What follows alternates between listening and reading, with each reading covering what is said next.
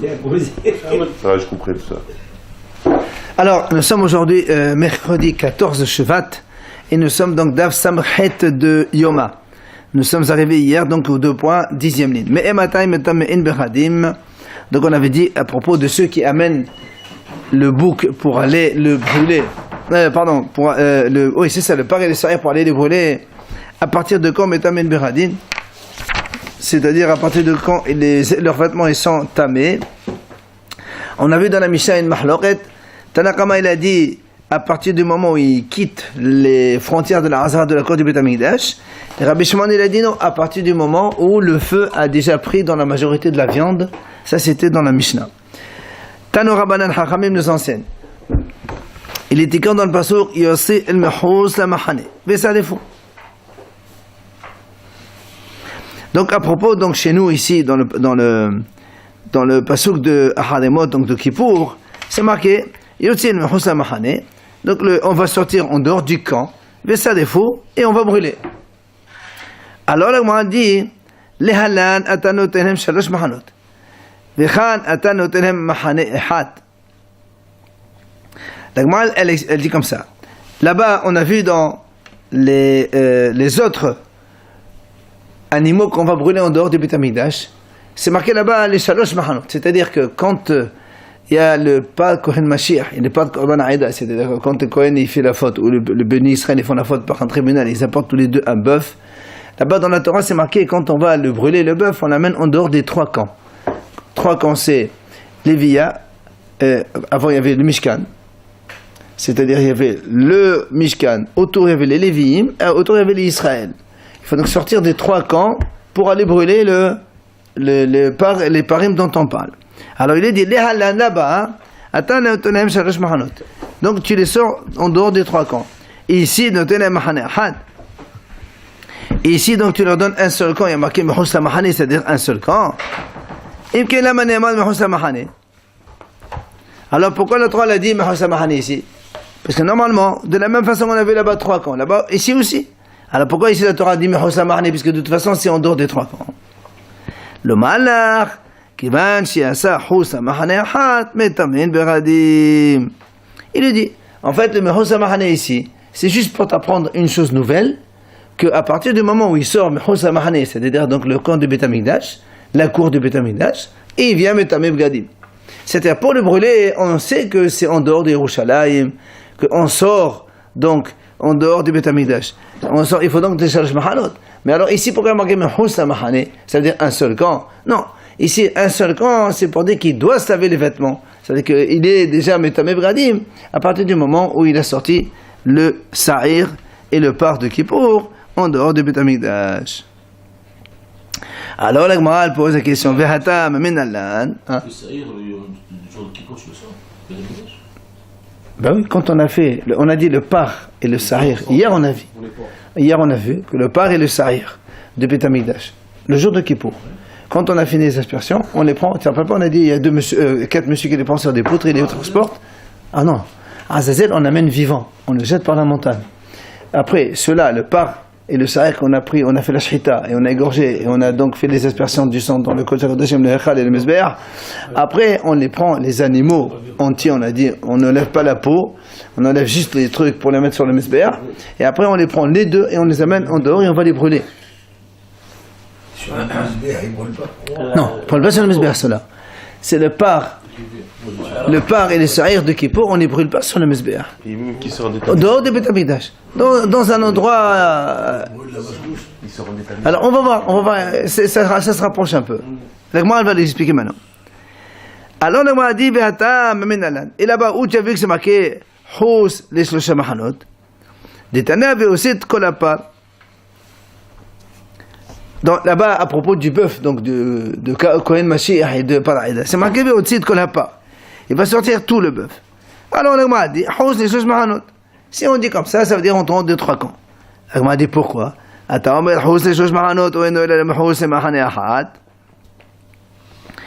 t'a dit que c'est 33 mahanot? Pourquoi peut-être que c'est un seul camp, juste en dehors du Beit HaMikdash, tu le brûles, c'est tout. Pourquoi d'où tu as appris en dehors des Shalosh mahanot des 3 camps? Alors l'Agma a dit,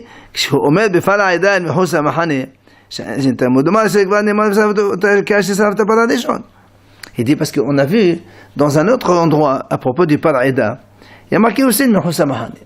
Or, pourquoi la Torah précise Mehousa Mahane alors que là-bas c'est marqué dans le même paragraphe, Vesa la photo, Kaché Salav Tapadadishon. La Gemara là-bas dit, c'est marqué dans la Torah, ce bœuf-là, il le brûle comme il a brûlé le premier bœuf. Donc c'est comme le premier bœuf, il y a marqué une fois Mehousa Mahane. Celui-là aussi, on doit l'amener en dehors de Mahane. Alors pourquoi la Torah marque Mehousa Mahane ici, une deuxième fois?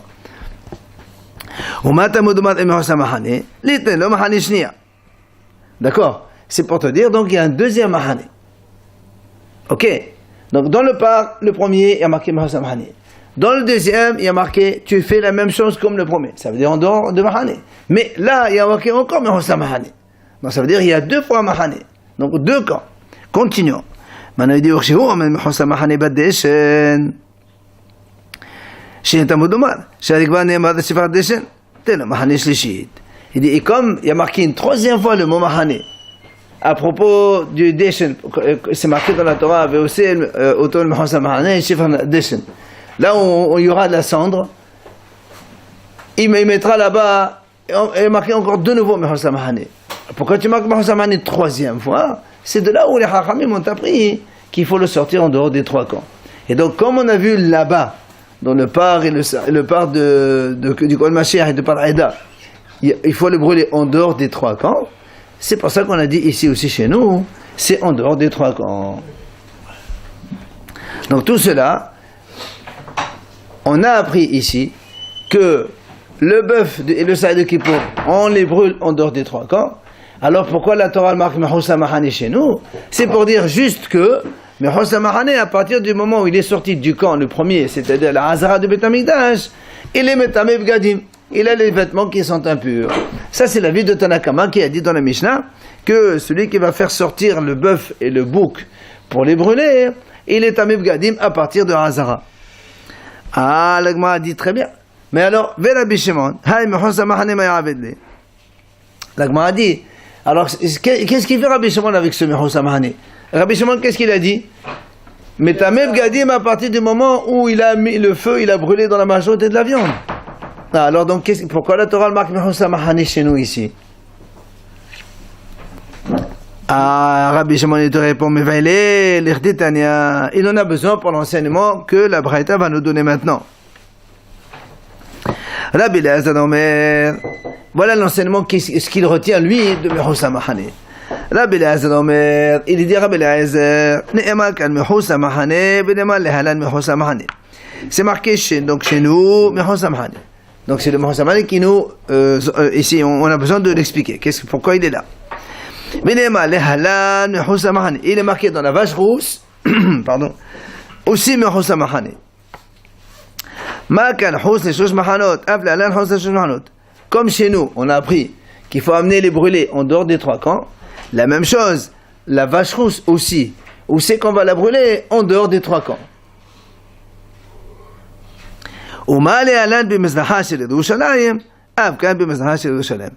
Lui, ce qu'il apprend d'ici, le Mehousa Mahane, de la même façon que la vache rousse, on va les faire quand on va la brûler. C'est marqué dans la Torah, en face. On se met en direction du Beth Amikdash, donc on est à l'est, puisque l'entrée du Beth Amikdash se trouve à l'est, et donc on est à l'est, en face du Beth Amikdash. À l'est de Yerushalayim, et bien la même chose, il dit, quand on va brûler le bœuf et le bouc de chez nous, ici, de Kippour, on va les amener en dehors des trois camps, mais ça sera aussi à l'est de Yerushalayim. Voilà ce qui fait lieu de Mehousa Mahane chez nous. Mais Rabbi Shimon, c'est pas complémentaire ce qu'il dit par rapport à... Pas du tout, au contraire. Tanakama il dit, dès qu'il a quitté la Hazara, il a déjà Metameh Bgadim. Rabbi Shimon il dit, dès que le feu... Il dit non, mais, imaginons que celui qui l'a accompagné, il s'arrête là, il rentre chez lui, selon Rabbi Shimon, il n'est pas tamé. Il faut qu'il soit là quand le feu, il a pris dans la majorité de la viande. Oui, ça, il faut bien qu'il brûle. Et s'il fait une crise cardiaque, il meurt avant qu'il le mette sur le feu. Pourquoi dire une crise cardiaque? Parce que nous on a dit, il y a des gens qui accompagnent le monsieur qui va brûler le... Oui. Ben imagine, il s'en va. Il dit, salam alaikum monsieur. Ben il est pas Tameh Bgadim. Alors que selon Tanakama, il est déjà Tameh Bgadim depuis qu'il a quitté la Hazara. Hein, le bouc et le bœuf de Kippour. En dehors de, ouais, on a dit à l'est de Jérusalem. Non, non. À 10 km. Et Rabbi Shimon, Non, non, ça c'est Azazel à 10 km. Ça n'a rien à voir. Sur quoi il le brûle? Mais le brûle. On fait un feu, on brûle. Non, non, c'est pas le mesber ça. et Rabbi Shimon, il est d'accord que ce soit en dehors des 3 Mahanot. Ah oui, puisqu'il a dit. Il dit, On vient d'apprendre, c'est maintenant qu'il le dit. Shalosh Mahanot, d'accord, mais qu'est-ce qu'il va alors avec Mehousa Mahane? Puisque nous on a dit le Mehousa Mahane, c'est pour te dire, il est Metameb Gadim à partir du moment où tu quittes la Hazara. Mahane c'est la Hazara, le premier Mahane c'est la Beth Amikdash. Lui il dit non, Mehousa Mahane, puisque lui il dit que les vêtements ils sont impurs uniquement quand on a brûlé la viande. Alors, tu fais quoi avec Mehousa Mahane? Ben, il te dit, Mehousa Mahane j'apprends comme la vache rousse.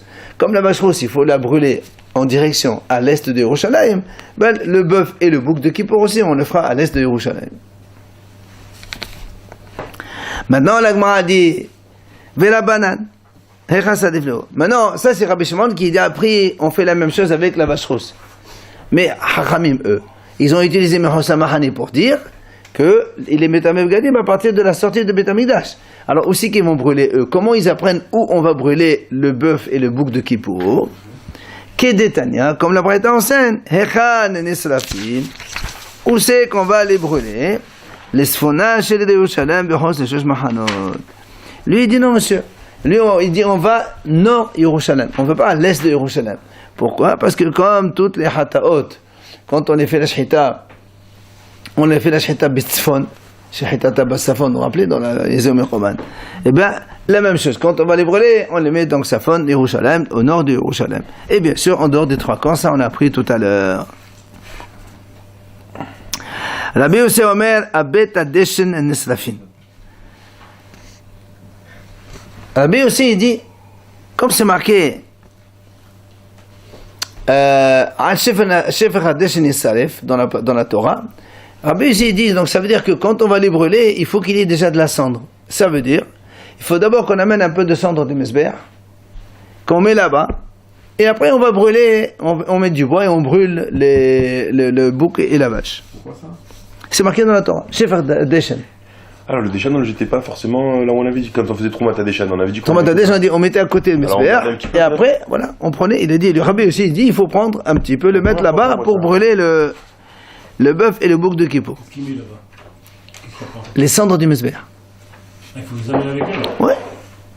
Amarava, il a dit là-bas, maintenant il fallait garder de Rabbi Yosef. Si Rabbi Yosef nous dit ça, ça veut dire qu'il y a quelqu'un qui n'est pas d'accord. C'est qui ce quelqu'un qui n'est pas d'accord? Rabbi Eliezer ben Yaakov. C'est Rabbi Eliezer ben Yaakov. Où tu as vu ça? Détania, il dit voilà, c'est marqué. C'est marqué dans la Torah, El Sefer Deshen Yisaref. Shiyehe le Sham Deshen. D'accord? C'est ça Rabbi Yosef dit. Comme la Torah l'a dit, El Sefer Deshen Yisaref. Ça veut dire que quand on va le brûler, il y a là-bas déjà de la cendre. Ça c'est Rabbi Yosef.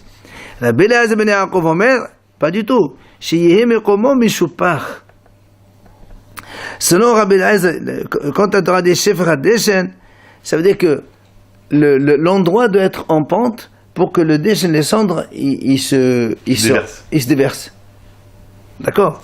Et c'est ça donc Rabbi Eliezer ben Yaakov qui est contre Rabbi Yosef. Rabbi Yosef dit Shefer Deshen, ça veut dire qu'il faut tu mettes de la cendre avant de brûler. Lui il dit non, il n'y a pas besoin de mettre la cendre. Ça veut dire qu'il faut que tu mettes dans un endroit où la cendre va pouvoir se déverser pour s'éliminer. Ça veut dire que tu mets une pente. Oui, mais c'est nous qu'on amène, c'est lui qui l'amène. Non, lui il dit on n'amène pas la cendre. Quand tu as fini de brûler le bouc et le bœuf, il y a de la cendre. Et ben, la cendre elle va se déverser toute seule. Je sais pas, pourquoi, c'est quelle différence? Il dit il faut apporter la cendre de Mesber du Beth Amikdash, et l'autre il dit non. Mais la cendre c'est de la poudre. Oui. Donc même si c'est plat, ça change quoi? Rien du tout, ça change rien. Il a dit il faut mettre la cendre avant de brûler le bouc et le... Il faut que ce soit en pente, je comprends pas. Non, l'autre il n'a pas dit il faut en pente. C'est Rabbi Eliezer qui a dit il faut que ça en pente.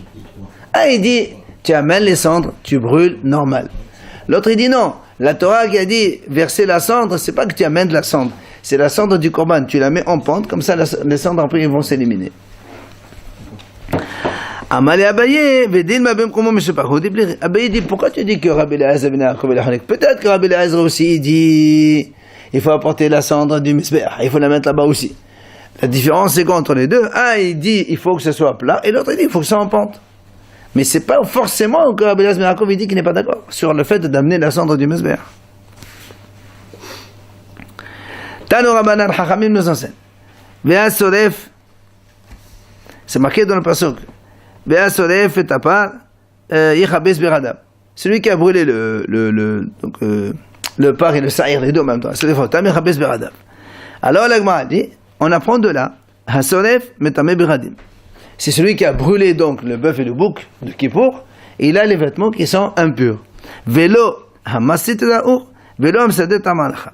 Et pas celui qui a mis le feu seulement, ni celui qui a rangé le bois. C'est seulement celui qui a brûlé, donc celui qui met, il prend le bœuf et le truc, il les met dans le feu pour les brûler, lui, il a les vêtements impurs. Ceux qui ont précédé, non. Le mettre tout seul, oui. Et même s'ils sont deux ou trois, les deux, ils sont impurs. Mais imagine qu'il y en a un qui met le feu, l'autre qui il met du bois, tout ça, non. C'est qui Asoref? Donc celui qui aide au moment où on va brûler donc les deux boucs et le bœuf. Voilà. Alors, C'est celui qui aura mis la viande sur le feu. si, c'est lui qui a mis la viande sur le feu. C'est ça Soref. La Gemara dit, Yachol af meshna Asoref metam'en beradim. La Gemara dit, est-ce qu'on va dire, même quand quelqu'un, maintenant, ils ont brûlé le bœuf et le bouc, c'est devenu un peu de la cendre, et il bouge un peu la cendre à droite à gauche, est-ce que lui aussi il va voir les vêtements qui sont impurs? Ah, il lui dit non. Tamudomar, otam. C'est marqué à Sodef otam. Otam metam'en beradim. Velo mishna Asoref metam'en beradim. La Gemara dit non. C'est marqué dans la Torah à Sodef otam, celui qui les brûle. On parle bien du bœuf et du bouc. Donc celui qui met le bœuf et le bouc, la viande, celui-là, il a les vêtements qui sont impurs. Mais s'ils sont devenus déjà de la cendre, il n'y a plus rien, donc celui-là, il n'a pas les vêtements impurs. Rabbi Elazar ben Rabbi Shimon Omer, Hapal metame netacha basar eno metame bradim. Hein? J'ai pas compris. Celui qui. Il a dit celui qui met de la viande, c'est-à-dire il met le bœuf et le bouc dans le feu pour brûler, il a les vêtements impurs. Mais si quelqu'un il vient remuer un peu les cendres quand il n'y a plus de viande, c'est non, il n'est pas les vêtements impurs. Que celui qui touche la bête. La viande. Il vient à Rabbi Elazar ben Rabbi Shimon aussi, il dit Hapa metame. C'est le bœuf, celui qui met le bœuf sur le feu, celui-là donc il va avoir les vêtements qui sont impurs. Neta Chabassan, mais si la viande elle est complètement transformée en cendre, et non metame bradim. Il n'y a plus donc d'impureté des vêtements. Comme l'autre. Parce que moi dit Maï benayo. Eh bien tu dis la même chose, c'est quoi la marque entre les deux? La Gemara répond et qu'abenayo deshavia harucha. C'est-à-dire, quand la viande elle est grillée, mais elle n'est pas encore transformée en cendre. Selon Rabbi Elazar ben Rabbi Shimon, il dit Nitach bassa, même la viande elle a fondu, même si elle n'est pas encore transformée en cendre, elle n'est pas encore mais c'est fini. Alors que Tanakama, il dit que quand la cendre, il n'est pas metame bradim. Mais s'il y a encore de la viande, il est metame bradim. C'est le mahlok entre Tanakama et Rabbi Elazar ben Rabbi Shimon.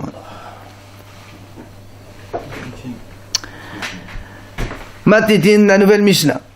Alors, il faut savoir que quand le monsieur il a pris le sa'ir Rameshtaler pour l'amener à Azazel, on a dit il parcourt 10 km. D'accord? On dit que le Kohen Gadol, avant de poursuivre la procédure, il est obligé d'attendre. Qu'est-ce qu'il a un feu vert comme quoi l'autre il est arrivé? On va voir. La Mishnah va nous le dire. On va voir. Matitin. Amrolo le Kohen Gadol. Hegia sa'ir la midbar.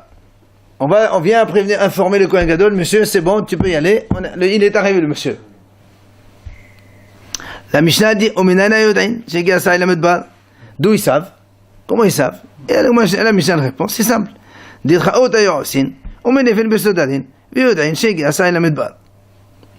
dit, ben, c'est très simple. Ils mettaient des gardes.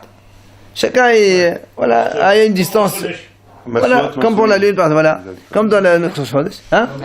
10 km. Jusqu'à 10 km. Mais tous les combien les gars? Bah là on se voit. Là on se voit. 10 km en fou. Tous les 100 Bah, si tu mets un tous les kilomètres, par exemple, si c'est terrain plat, tu vois, monsieur, il peut.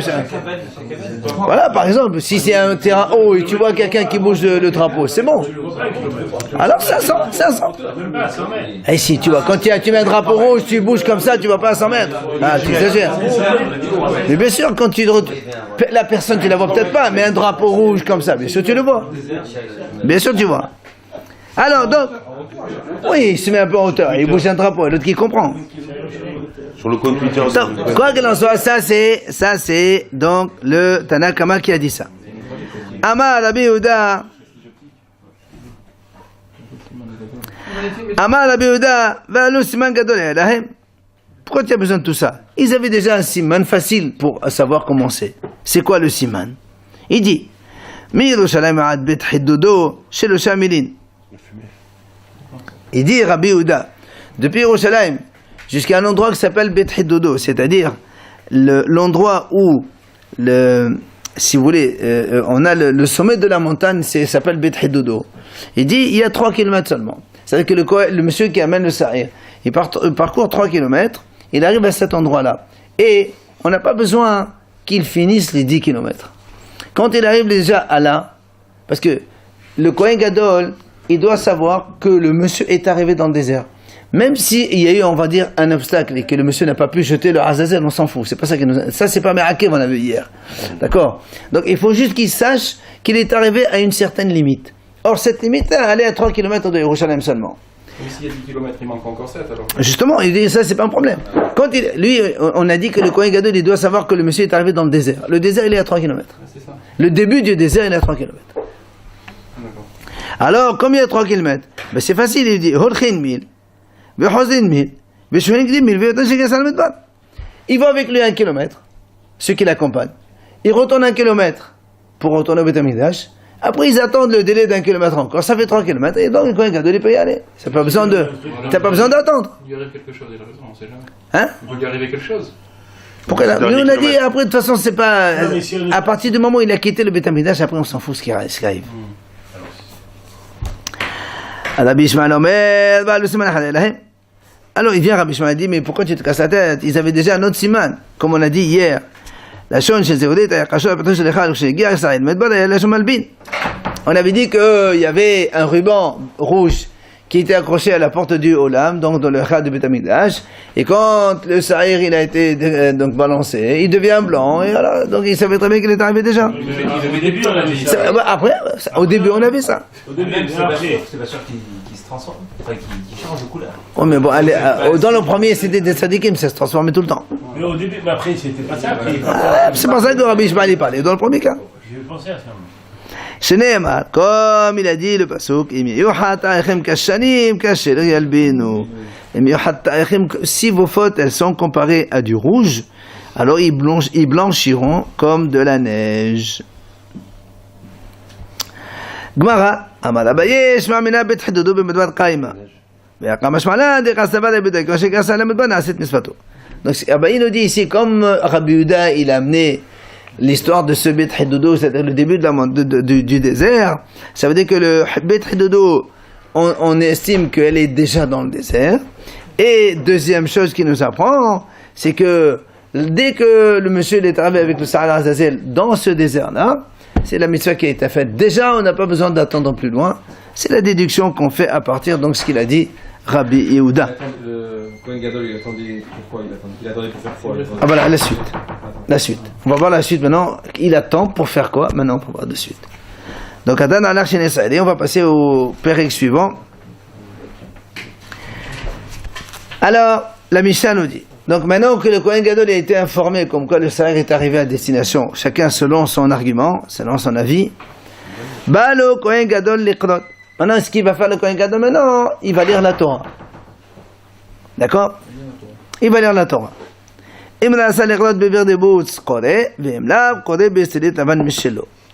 Mishnah nous dit, si le Kohen Gadol veut lire avec, parce que là, jusqu'à présent, il était toujours habillé de blanc, les 4 habits blancs de Kippo. S'il veut lire avec ces habits-là, il peut lire. S'il veut maintenant aller prendre des habits personnels, toujours en blanc, il a le droit de le faire. La Mishnah nous raconte comme ça. Donc il y a un petit cérémoniel qui se fait.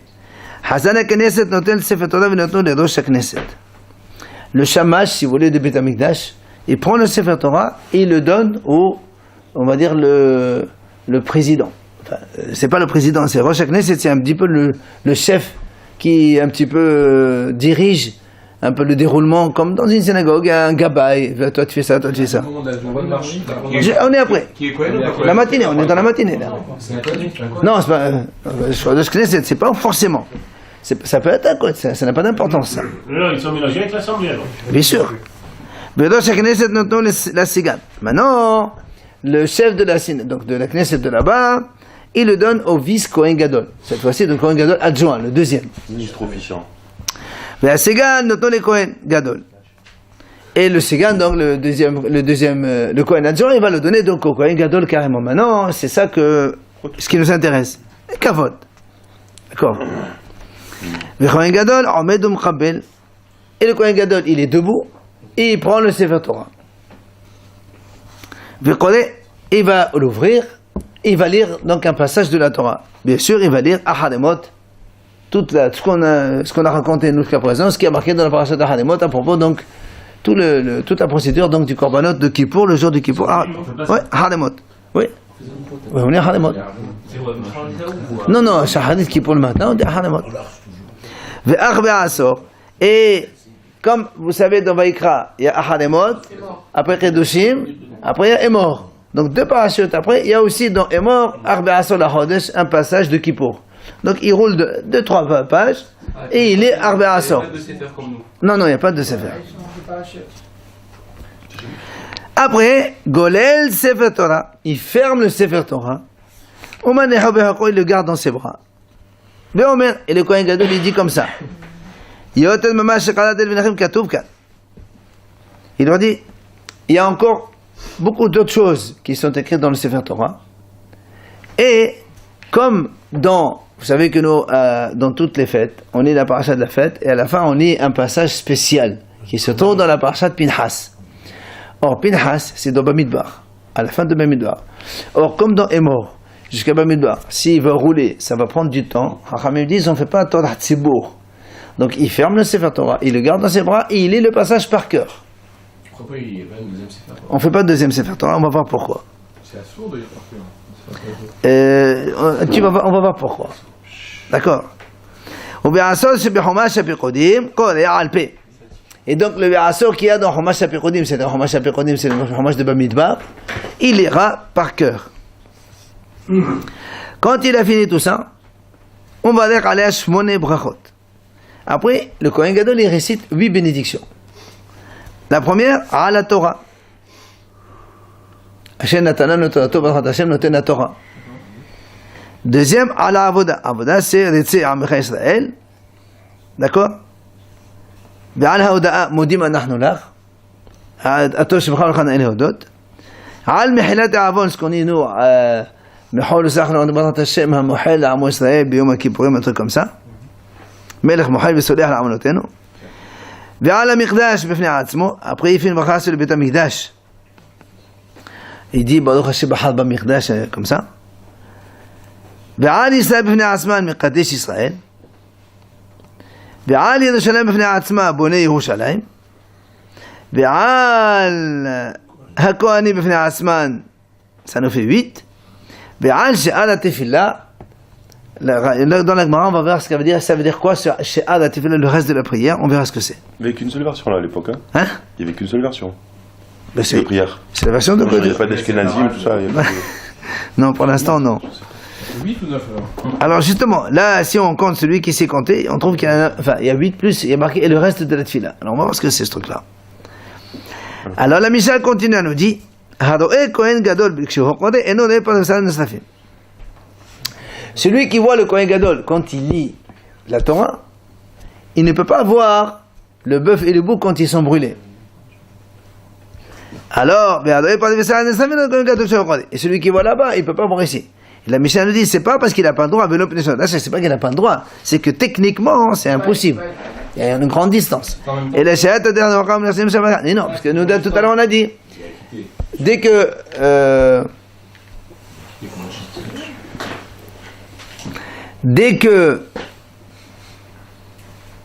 Moi, je connais les hein, dès que on a dit dès que le Sahil arrive dans le Midbar, le Kohen Gadol il peut commencer à lire. Alors quand il arrive, en fait ça ne doit pas être le Sahil de Azazel. Ça doit être le Sahil qu'on amène pour brûler. Et quand on est brûlé, il n'y a que 3 km. C'est pas 10 km. Donc déjà, celui qui voit brûler le Sahir et le part, C'est sûr qu'il ne peut pas le voir. C'est ceux qui peuvent pas. Pourquoi il nous dit- pourquoi il nous dit ça On te dit voilà. Pourquoi il nous dit ça? Bon, on te dit voilà. Tu sais, techniquement, Et quoi, c'est le- impossible le à même voir. monsieur qui revient Stam, c'est une Il n'y a parenthèse. pas de regarder, il n'y a pas une mise de regarder. Non, ça veut dire celui qui veut regarder ici, il peut pas regarder là-bas. Et celui qui veut regarder là-bas, il peut pas regarder ici. Que tu saches quoi. Qu'est-ce qui est important de Peut-être un bac. Eh ben, c'est important. Tu peux voir les deux. Qui tourne à droite, tu peux pas tourner à gauche. Ouais, Pchita, bien sûr. C'est-à-dire c'est le même monsieur qui revient. Non, il revient pas. Ça veut dire, si tu veux voir les deux en même temps, c'est impossible parce que les deux se font en même temps. Celui qui veut, n'importe quel juif. N'importe quel juif. Les jours de Kippour, il n'est pas concentré, il fait pas la prière. Mais si. Nous, les gens, ils font la prière, mais en même temps, ils assistent aux corbanotes de Kippour dans le Beth Amikdash. C'est beau quand on est de Beth Amikdash, tu vois le Kohen Gadol, comment il sert la Hachem, il prononce le nom d'Hachem. Sympa, hein. Bien sûr, il y a une place pour les bénis Israël, qu'est-ce que tu crois, toi? Ben, heureusement. Tout ça, on peut le voir. Heureusement, Ça Fatou. doit être payant avec tout le monde. Ça m'étonnerait. Il faut juste venir un peu bonheur, c'est tout. Ouais, 26 euros. Réservez la place à 26 euros ça. la place, normalement. Eh oui, mais tu sais bien que dans les, quand après ça arrive là-bas, et partir c'est de 26 plein à craquer. Regardez le Kohen Gadol. Eh bien, marqué Mishtahavim Debahim. Marseille, il y a 80. Mishtahavim Debahim. Regarde un peu le stade que c'est. Allez, voilà, on y va. L'agma dit Medikat. Allez. Medikat ne bestelit lavan Michelo, Mikla Dekla lo Avdahi. فقطان ابن سال قد بفدي بوس خدي قوري سمعت من بفدي كنا نتنون هنود هين l'agma dit comme ça. Nous on a dit si Stalit c'est un nabi. J'ai dit le talit, ça vient de ce mot. Non, ça n'a rien à voir, c'est Stalit C'est ça. les mêmes lettres. D'accord, non, c'est rien à voir. Donc on a dit comme ça, si le Kohen Gadol il veut lire avec ses vêtements blancs du Kohen normal, donc du Kohen il lit, sinon il veut mettre son habit à lui, il met son habit à lui. Un survêt, par exemple. L'agma a dit, non, mais c'est un peu les mêmes choses, mais un style... Si on dit, Bod c'est le, non, c'est le nain. Bousse très de Vergama. C'est de la bousse. Ouais. Donc, pas de truc que je dis. Dans la milieu de ça, exact. Alors, restons dans l'agmara. Si l'agma, la Mishnah, elle a dit, il peut mettre Estelit Lavan Meshelo. Donc ça veut dire que le fait, s'il peut lire la Torah en étant habillé de ses propres vêtements, ça veut dire que la lecture de la Torah, c'est pas un service. Parce que si c'est un service, on est obligé de mettre les habits du Kohen. On met pas ses propres vêtements. D'un autre côté, si on nous dit, mais s'il veut lire avec ses propres habits, il peut lire. Donc si ça veut dire, donc l'agma a dit, donc ça veut dire que on a le droit de mettre les vêtements de Kohen quand on est hors service. Parce qu'on considère que la lecture de la Torah, c'est pas un vrai service. Puisqu'il peut les faire avec ses habits personnels. En or aussi, non? Hein? Il peut pas être en or pour ça? Non, on s'en fout maintenant, en or, pas en or. Obligatoire, peut-être. Non, Non, ça veut dire obligatoire, n'importe qui il peut faut faire. le faire. Non, obligatoire, il faut le faire. Mais si tu me dis qu'il peut le faire avec des habits personnels, donc tu ne considères pas ça comme un korban. Un Kohen Gadol, il ne peut pas mettre ses propres habits pour aller faire les korbanot, c'est impossible. Pour regarder les korbanot, tu es obligé d'avoir tes habits, le Kohen, du Kohen. Si on nous dit ici qu'il peut mettre les habits personnels, ça veut dire que le fait de lire la Torah, ce n'est pas un véritable service. D'un autre côté, tu me dis, mais s'il peut mettre, il veut mettre ses habits de Kohen, il peut les mettre. Ça veut dire qu'on peut mettre les habits de Kohen quand on est en train de faire autre chose que le service. Ça veut dire qu'on a le droit de profiter des habits du Kohen en les mettant comme ça pour rien. D'accord? C'est la question qu'on pose. Alors, là, on m'a dit non. Dit on m'a dit peut-être que non. Peut-être qu'ici, c'est vrai que la lecture, ce n'est pas un véritable service, mais c'est un besoin. C'est un accessoire du service. Donc, on peut faire les deux. Donc, c'est pas sûr. On dit de mettre les habits. Hein? Mais c'est pas voilà, c'est pas c'est pour ça qu'il lui dit. C'est mieux, peut-être. Parce que justement, l'agma a dit, on a posé la question. Est-ce que Berdé on a neteno lehanot bahen ou lo neteno bahen? Est-ce qu'un Kohen, il a le droit de mettre ses vêtements quand il est hors service? Toute la journée, il est dans le béton de Non, attends, n'oublie pas qu'il y a on a dit qu'il y a il y a d'abord 24 groupes de Kohanim, chaque groupe il travaille une semaine. Et dans la semaine, chaque jour il y a un groupe spécifique. Imagine-moi aujourd'hui je travaille pas. On parle de 4 jours. Non, là on parle de Kippour, mais de façon générale. D'accord. La question, on pose de façon générale. Est-ce qu'un Kohen, il peut mettre ses vêtements de Kohen quand il n'est pas en service? Est-ce que tu peux profiter de tes vêtements de Kohen hors service? C'est la question qu'on pose. Netenu lehanot ou lo netenu lehanot? Alors le mal répond. Tashma, viens, je t'apprends. Lo ayu yeshenem beverde kodesh. On ne dormait pas avec les vêtements du Kohen. Alors elle dit quoi? Shenahu delaha mechalachle. Donc, si l'agma dit on n'a pas le droit de dormir avec, mais si je veux manger, je peux manger avec. Donc je peux utiliser les vêtements Kohen hors service. Parce que manger, ça n'a rien à voir avec le service. Alors la m'a dit, mais non. Dit le machin, je suis désolé. Manger, c'est pour pouvoir travailler. Mais qui pour? Non, on ne parle pas de qui parle, on parle de façon générale. La question, on l'a posée de façon générale. Est-ce qu'un Kohen, il peut mettre ses habits quand il n'est pas en Mais service? justement, c'est ça qui nous fait poser la question. Parce que sur le reste de l'année, il n'y a pas de problème. On a besoin de manger pour le pas du service. Maintenant, pour qui? Pour. Est-ce que Kohen, on il peut peut pas mettre ses habits quand il n'est pas en service? Ah, d'accord. C'est ça la question. Manger, donc, tu prends des forces. Voilà. Mais dormir aussi, tu prends des forces. Non, c'est pas ça. Parce qu'il est marqué, regarde ce qu'il dit. Il dit non. Parce que quand les Kohanim, ils mangent les korbanot, c'est ça, en fait, qui finit le pardon du korban des gens. La chila avoda, c'est la même chose. Le Kohen, il mange, et les Bé'alim, qui ont apporté le korban, les propriétaires, ça leur pardonne leurs fautes. Donc tu vois bien, ça fait partie du korban, ça. Donc le manger, ça n'a rien à voir. Donc c'est pas une réponse. Alors la Gemara dit très bien. Chez Nahoudila, Haïloché Mehalché. La Gemara dit très bien. Il y a marqué on n'a pas de dormir. Mais donc j'ai le droit de marcher avec quand même. Imagine, je ne suis pas en service, je peux marcher hors service. Alors la Gemara dit non. Bidin Houd et en vérité, je peux te dire que même marcher comme ça pour rien, c'est assourd. Alors pourquoi on a dit seulement chez na dormir? Vesefa esterechale.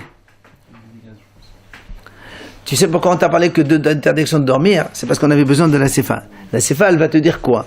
Elle dit, la Sefa dit, en vérité, on a le droit, c'est pas qu'on a le droit, il faut, quand on va dormir, on enlève ses habits du Kohen, d'accord? On les plie, on manehen et on les pose sur la tête pour en faire un coussin. On l'a vu, c'est déjà fait. Ouais, on a dit. Donc tu vois bien qu'en fait, si on t'a dit on n'a pas le droit de dormir, c'est pour te dire, mais tu as le droit de en faire un coussin, un oreiller voilà, sur ta tête. Alors, la Gemara, elle parle de ça justement. On a dit, donc, Shamat, maintenant, la Gemara dit, donc qu'est-ce qu'on voit ici? Donc on a le droit de profiter, puisqu'on a le droit de l'utiliser comme coussin. Donc je peux profiter des habits du Kohen quand on est hors service. Amala papa, hein? Mais hors service, mais il est quand même en service, puisqu'il Non. fait partie, c'est la semaine où il va travailler qui fait ça. Oui, mais quand on ne travaille pas, on n'est pas en service. On est en train de dormir, on n'est pas en Quand service. tu as une semaine de travail, tu as une semaine de service. Non, service, c'est quand tu es proprement dans le service. Quand tu n'es pas en service, tu n'es pas en service. S'il y a un truc à faire pendant Tu peux être d'astreinte. Dans la nuit, il n'y a rien à faire. Tu vas dormir, tu n'es pas en service. Les pompiers. Amala papa. Il vient à papa et dit non, monsieur, c'est pas comme ça. Il dit, ne dis pas, il les met en coussin. Il les met à côté de sa tête. Ne dis pas tahat. Keneret à côté de sa tête. Par rapport au lin. Non. Il a dit, pour l'instant, il lui dit, toi, tu as dit tahat Hashem, on a fait un coussin. Non, monsieur. Il ne faut pas lire ça. Il faut lire, il les met à côté de lui. Donc, on n'a pas le droit de profiter. Adam Amada Michel Shia. Shamaat minna tfilin min hasad shapir dami. Ça veut dire que nous on sait que on n'a pas le droit de dormir avec les tefillin, de peur de faire des gaz. Alors le a dit donc si tu me dis que ici les vêtements du Kohen on peut les mettre à côté de sa tête, ben, alors là aussi les tefillin on peut dormir, on les met à côté de sa tête. C'est-à-dire à côté de sa tête. Quelqu'un il est dans un endroit où il est en train ou dormir ou je sais pas, ou un endroit où il n'a pas confiance, il met les tefillin à côté de lui, il les met à côté de sa tête. C'est d'ailleurs c'est logique de dire cela. C'est-à-dire qu'on les met à côté et pas sous la tête. Pourquoi? Mal. Parce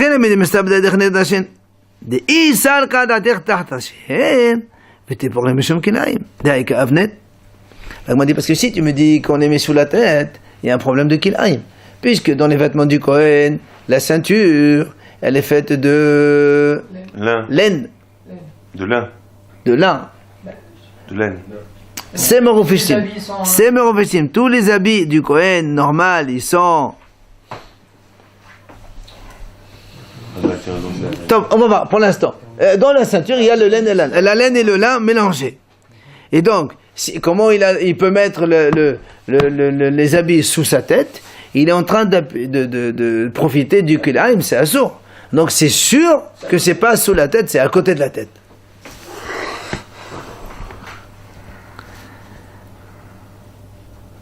Donc c'est ce que la Gemara dit.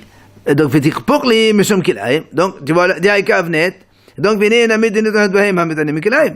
Même si tu dis qu'on a le droit de profiter de ces vêtements, mais on n'a pas le droit puisqu'il y a les kilaim dedans. Donc comment ça se fait? Alors la Gemara lui dit, attends. Je veux bien. Hani hani madame tashkon gadol. Zehu avnet tashkon idiot. Elle les mande madame tashkon gadol zehu avnet tashkon idiot. Ma ikalmi mat. La Gemara dit, attends. Ça c'est valable. Celui qui dit que la venette du Kohen Gadol qui est de lin tout seul, c'est le même que celui de Idiot. Il n'y a pas de lin, il n'y a pas de mélange, il n'y a pas de problème. Mais celui qui a dit que non, la venette du Kohen Gadol, donc la ceinture du Kohen Gadol, et la ceinture d'un Kohen normal, c'est pas du tout les mêmes. C'est-à-dire la ceinture d'un Kohen Gadol, c'est mélangé. Mais la ceinture de Kohen Idiot, c'est Kilaim. Alors comment il peut dormir avec? Enfin, on revient à la question, mais selon une version. Mais Kilaim, c'est le mélange, c'est ça? Oui. Ah, c'est pareil. Il a dit mélanger et. Non, si on dit la ceinture du Kohen Gadol, elle est la même qu'un Kohen normal. D'accord? Il n'y a pas de problème. Pas de question. Mais si tu me dis que la ceinture du Kohen Gadol n'est pas la même, donc ça veut dire que le Kohen Idiot, il a une ceinture qu'elle aille. Alors lui, comment il peut dormir sur sa ceinture? Bon, qu'il y a de mal. Tu profites du kilaim? C'est à soi de porter des kilaïs. C'est quoi le C'est mélange là mélange de la laine, c'est à soi de mettre sur soi. Mais lui, il a le droit, le Kohen Gadol. Pour le service. Le Kohen Gadol, lui, quand il est en service. Mais le Kohen Idiot, il n'est pas en service, il est en train de dormir. Il faut enlever la ceinture. Et si tu me dis non, et alors, kilaïm, c'est assur de mettre, mais pas assur d'appuyer dessus. Mais c'est profiter. C'est à Sourbana, souvent les interdictions. C'est de mettre, ça s'habiller en principe. Exact. L'interdiction souvent c'est à Sourbana, non? Non, il y a marqué non. La Gemara dit Vehatania, lo ya'ale alecha v'ata mutane sotatecha. Aval hachamim asur la'asot ken shemetikach nimahat besaro. On m'a dit non, c'est vrai, dans la Torah il y a marqué tu n'as pas le droit de mettre sur toi du kilaïm. Mais les hachamim ont interdit même en dessous de toi. Pourquoi? Parce qu'on craint que quand tu te mets dessus, ça replie un petit peu le tissu, il va te réchauffer. Donc même au-dessous, en tant que coussin, c'est assourd quand même. C'est un profit. Non, Est-ce qu'on a le droit de vendre du kilaim? Est-ce que j'ai le droit de vendre du kilaim aujourd'hui, moi? je ne pense pas que ce soit... Je ne sais pas. Quoi qu'il en soit, donc la question elle est là. Maintenant, et si tu me dis non, peut-être qu'il met quelque chose entre les deux pour séparer du kilaim. Il lui dit monsieur,